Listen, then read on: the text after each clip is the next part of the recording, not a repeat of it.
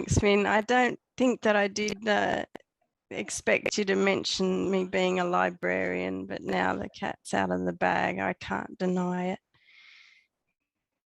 Hey, what a pleasure it is to be here tonight, and I'm just feeling really inspired by listening to everyone's words.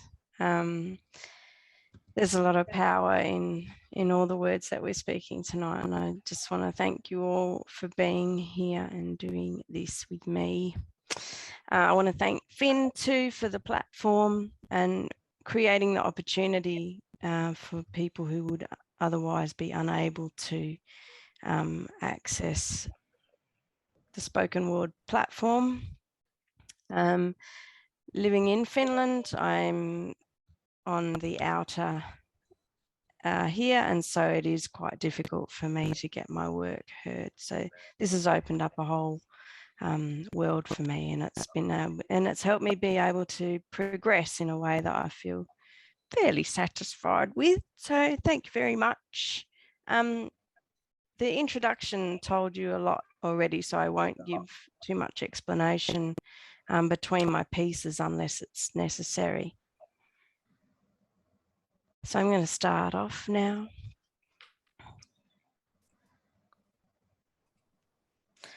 Alien shores.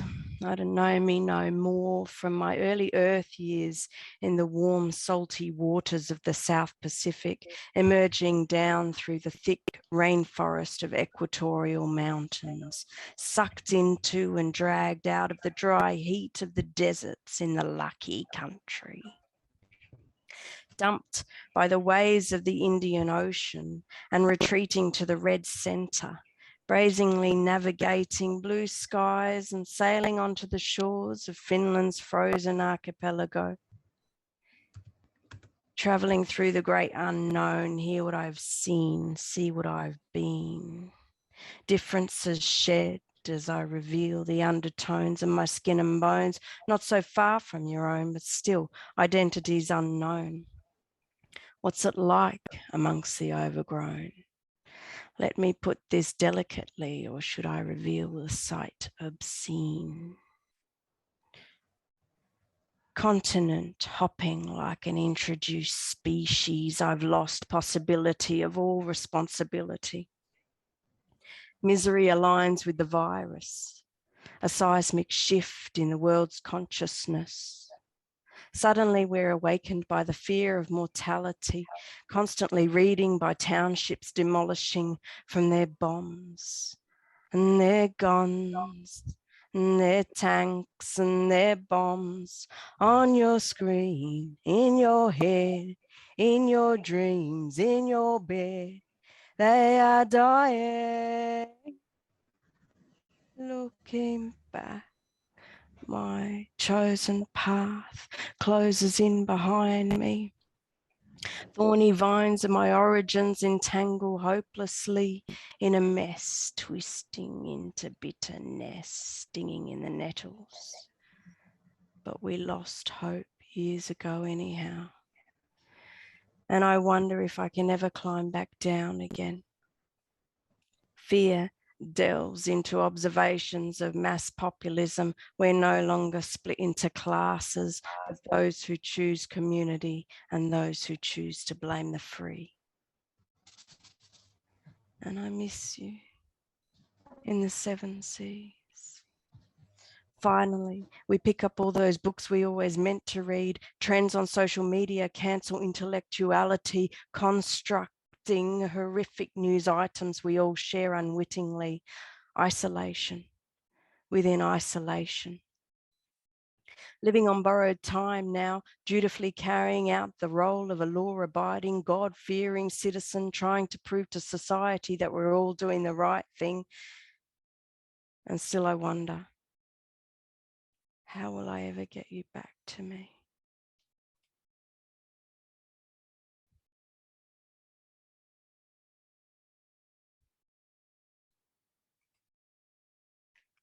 This next piece is called Global Citizen. A loaded gun asks her, where do you belong? a change management expert, community covert, international chameleon, dyslexic in origin, packed full of traditions lost, entangled in conditions, tossed in my repetitive, incessant culture shock, cultivated by a hardcore feminist matriarch with a past left in the dark farmyards of the vineyards of southern France, rounded out by a kind-hearted father who defied his own destiny, leaving coal mining industry of soot-ridden England, sought to fill curiosity. Bouncing from continent Europe to Oceania and back again. My mother tongue, twice removed, is fading away again. My second language gave way, distorted by the wretched dregs of the Aussie rednecks. My third languages, 1 and 2, Pidgin English and Mo 2 gone. But for the hidden go-tos, Finnish and now Swedish have me craving my origins.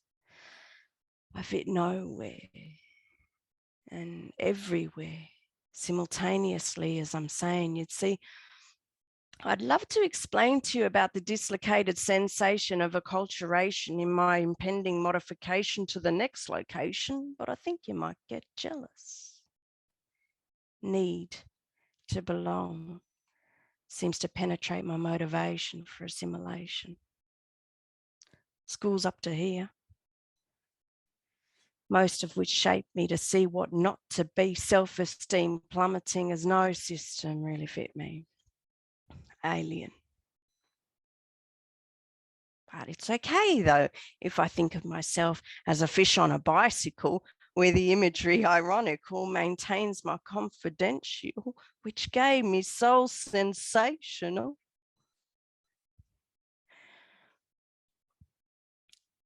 But water rises in the pools I swam in, of the footsteps of my home now drowning.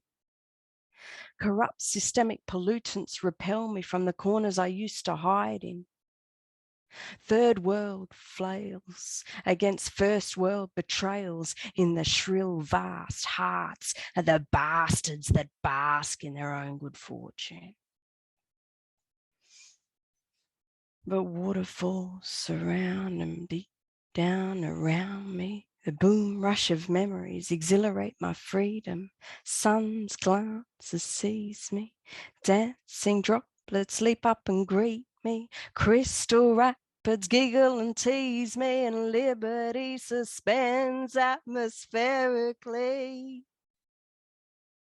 And I look down on the puddle.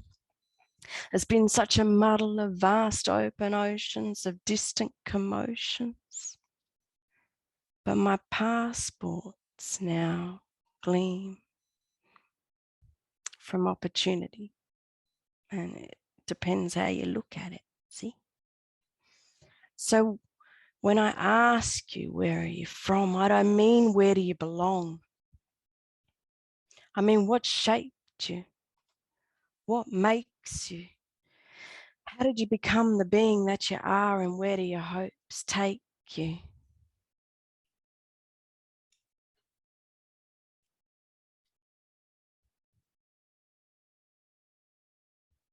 Thank you. This next piece is relatively new shit. It's been, I sort of have adapted it for a festival I did for a hard left-wing magazine in Finland. And I thought, well, you know, now's my chance. So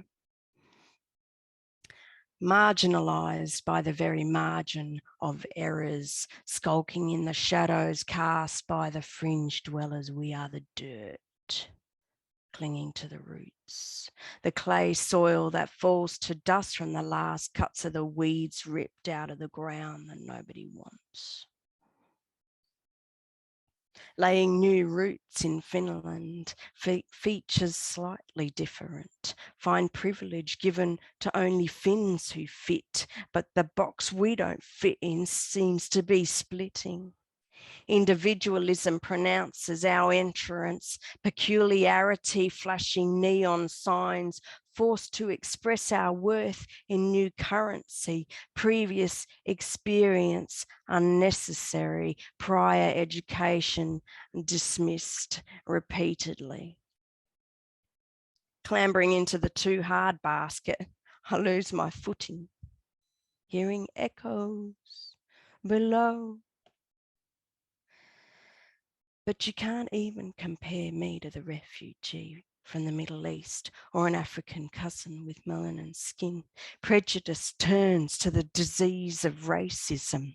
You can't count the rungs on the beanstalk of acceptance. You can't rise above ignorance lost from existence. Regulatory integration is systematic in discrimination in our relation to gain strict qualifications with guidelines to clean your toilets. The end goal's hidden in bureaucratification. And the pattern continues and there's no way in to the systematic, cyclical cistern. Migrant skills disappear down murky toilet bowls, drowning, accelerating in the currents of centripetal formation into the sewage below. And the foreigner weeps for the lost identity. And the bureaucrat cheers for the guarantee of the broken will. And the refugee drops deep into the septic tank, overflowing, and pushes blind to find a way through, trying to seek out what's left of the roots dug out of the ground that nobody wants. Concrete rules laid over the flower bed will pave the only way out.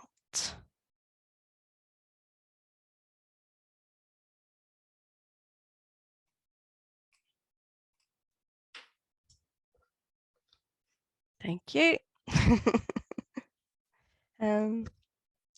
Good. The next piece I'm going to do, I'll be sharing my screen and hopefully my sound with it. So just bear with me as I set that up. I'm going to do a piece now that's set in a town called Kanauna, which is 50 kilometres from the town I had moved to, Kalgoorlie, which was a gold mining town.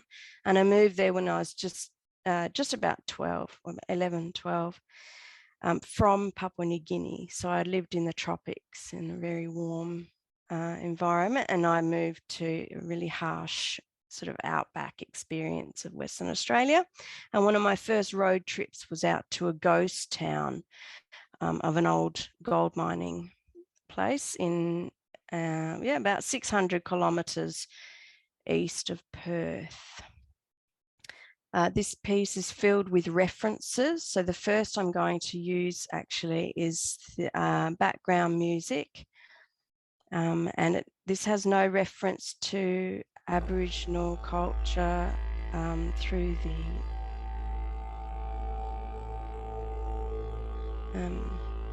through my presentation, but I did like the sound that it gave, and it sort of carries a mystique of history through it. So when I first came to Western Australia, my dad started reading me T.S. Eliot. So I think this was, I can safely say, influenced this piece. So let's do it. It's not the end of the world, but you can see it from here.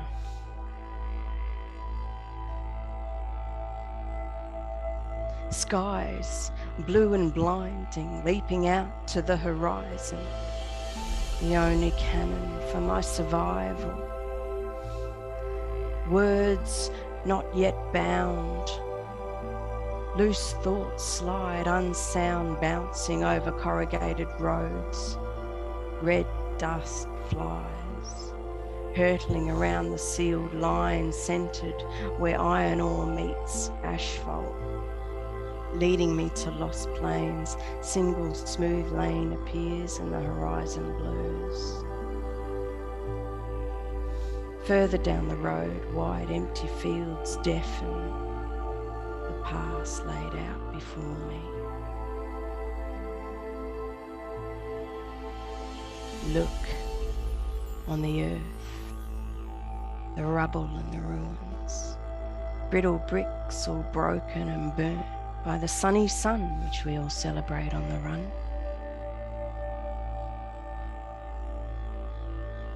The mistaken romantic imagery of a ghost town in the outbound, back of beyond.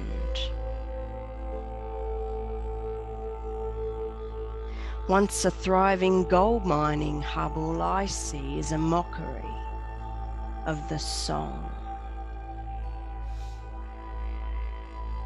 of the cultural identity of man's proud virility. Shard, weathered, dulled chunks of glass, hinting of the lively jostling past. The old beer bottles of an era gone full throttle.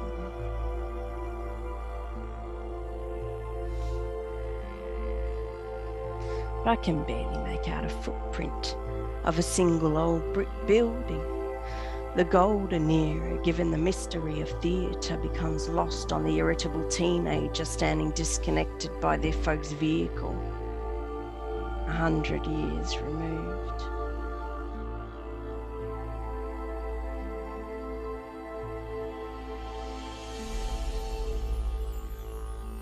That distance, though, the empty significance flows, whipping silently across my face and legs. Sharp, icy winds encircle me and push me, stumbling across the broken and crumbled artifacts stretching between me and time.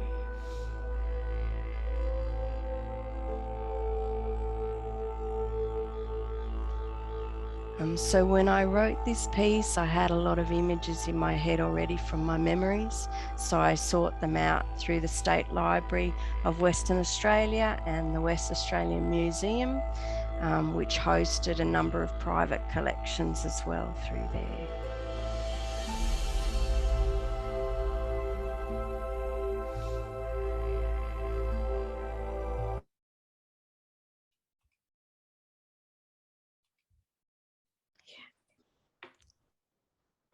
So thank you for sitting with me through that. Yeah, you need to be keeping track of my time, Finn, because I might go over. It's up to you to press the mute button, mate. I'll just keep going till you whack me over there. I have no idea. Just you can go for a bit more. That's fine. Okay.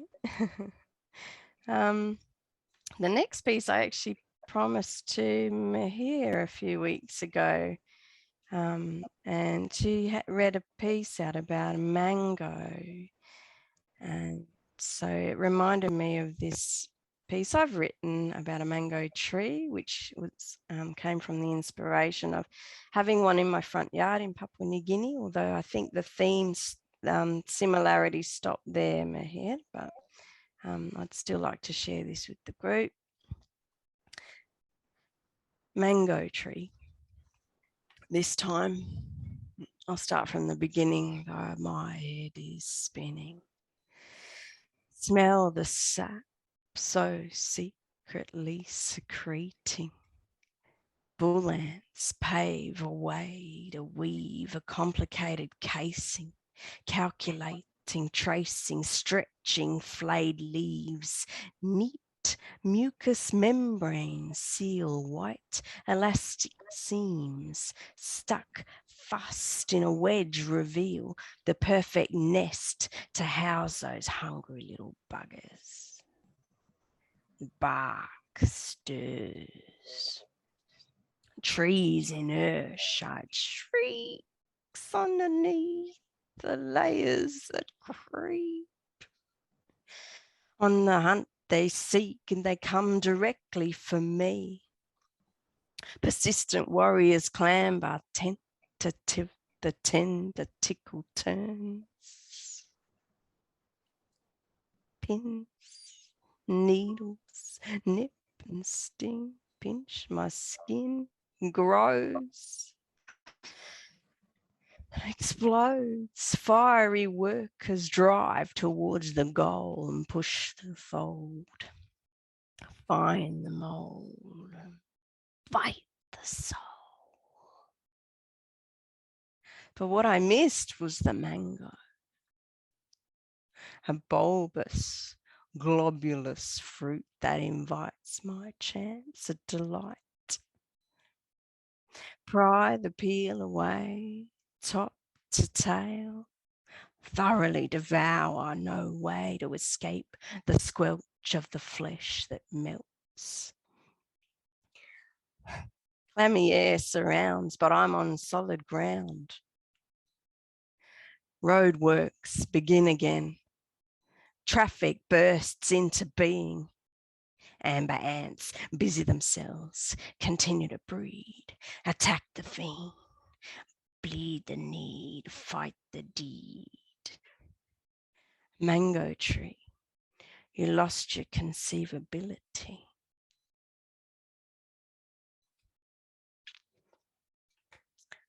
That was a very early piece of mine, so I think I was trying to be a bit cheeky with that one.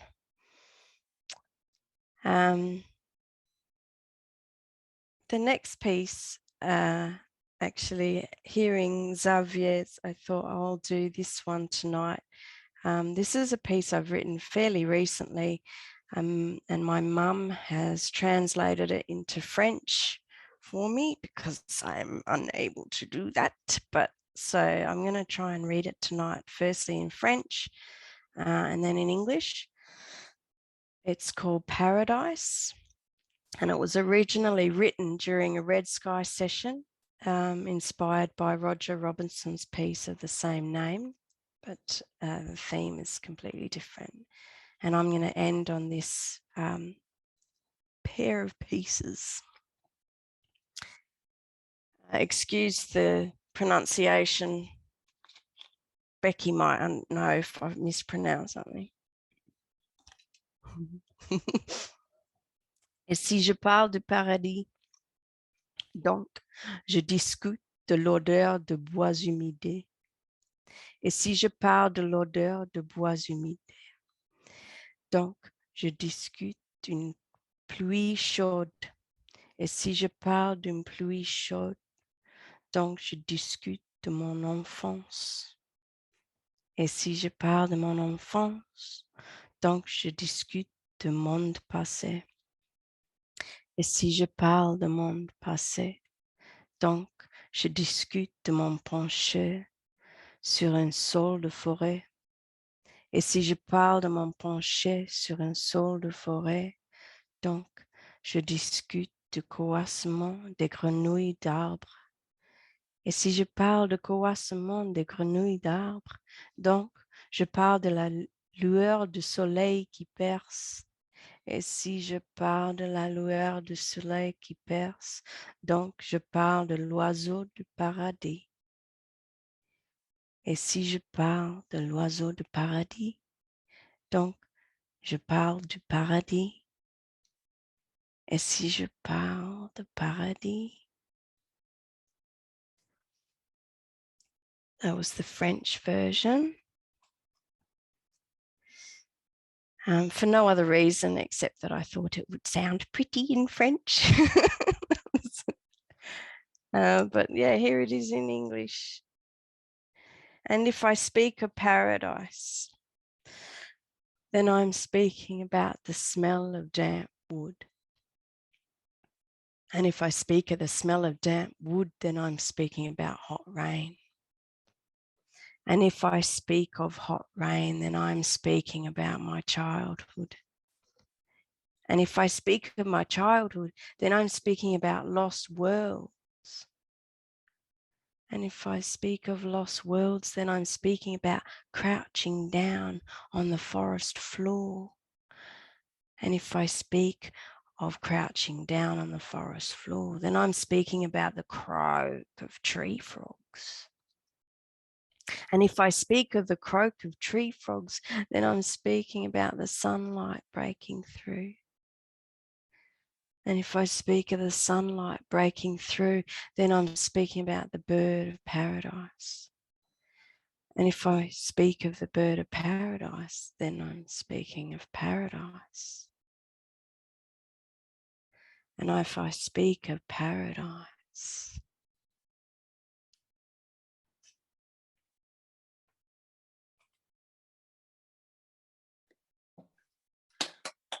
Whoa. yay. Wonderful, wonderful. Unmute yourself and take a round of applause. Brilliant. Thank you, thank Excellent, you. Gnattie. Oh, brilliant. Wow. Thank you. Mesmerising. Hypnotising that. That was, Definitely. Well wow. done. Yeah, Thank unbelievable. you. I had Well done. another couple of hardcore political pieces, but I thought, no, I'll just stick to 20 minutes. Well done. Thank you, thank you. You Yeah. lose track of time when you're reading there. It's Yeah. just it's mesmerising, and I love about the features we have in this. Everyone's different, and everyone just seems to make you just sit back and just gasp with awe. Thank you very much indeed. It's been a wonderful pleasure having you. Thank Thanks, you. Finn. I appreciate the platform. Appreciate your time. My pleasure. Thank you. Thank you. Oh. Okay, we'll just get move on without further ado now, and we'll get welcome. Someone I'm actually get welcome in a couple of